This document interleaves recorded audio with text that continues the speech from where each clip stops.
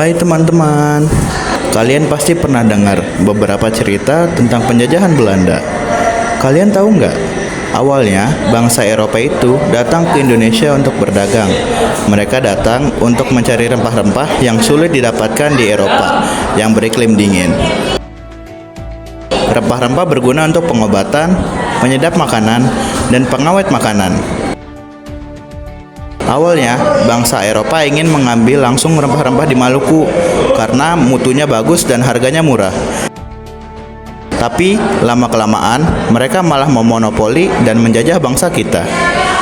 Kalau nggak salah, beberapa bangsa Eropa pernah datang ke Indonesia adalah bangsa Portugis, Spanyol, Inggris, dan Belanda. Betul kan teman? Betul, dan Belanda adalah yang pertama kali datang pada tahun 1596 di Banten. Pemimpinnya adalah Cornelis de Houtman. Tujuan utama kedatangan Belanda adalah memberi rempah-rempah dan juga berdagang.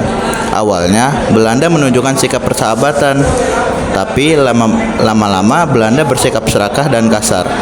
Masyarakat Banten marah dan tidak mau menyambut Belanda, sehingga Belanda tidak dapat melanjutkan perjalanan ke Maluku.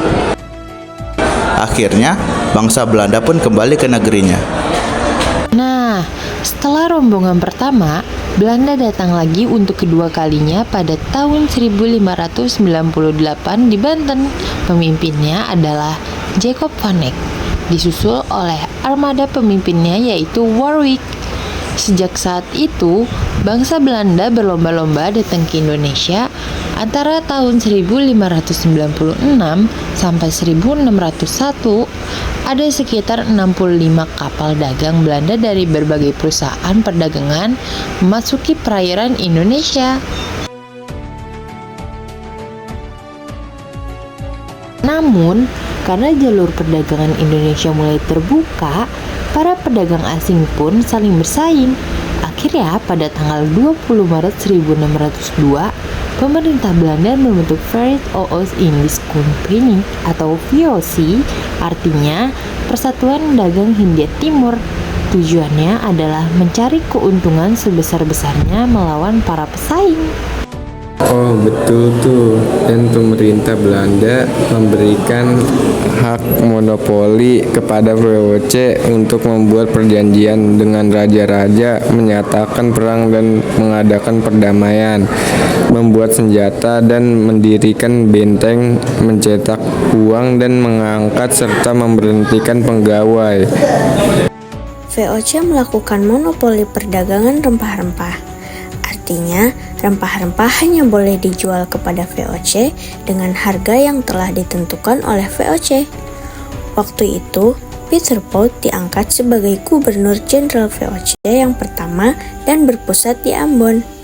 Setelahnya, Jan Pieterszoon Koen diangkat menjadi Gubernur Jenderal dan pusat VOC dipindahkan ke Jayakarta atau Jakarta pada tanggal 31 Mei 1619.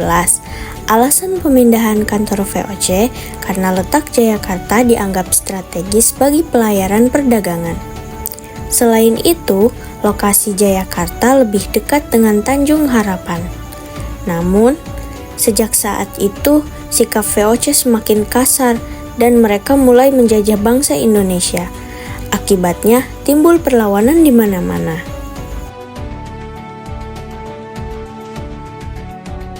Tahu nggak, VOC melakukan politik adu domba terhadap berbagai kerajaan Indonesia agar saling bermusuhan. Nah, kalau sudah begitu Belanda akan berpura-pura membela salah satu dari kerajaan yang berselisih dengan cara kerajaan tersebut harus tunduk kepala Belanda untuk saja. Saat abad ke-19, keadaan keuangan VOC memburuk sehingga VOC mengalami kebangkrutan akibat pada tanggal 31 Desember 1799 VOC dibubarkan dan kekuasaan VOC di Indonesia diambil alih oleh pemerintah Belanda. Tapi penjajahan masih berlangsung teman-teman.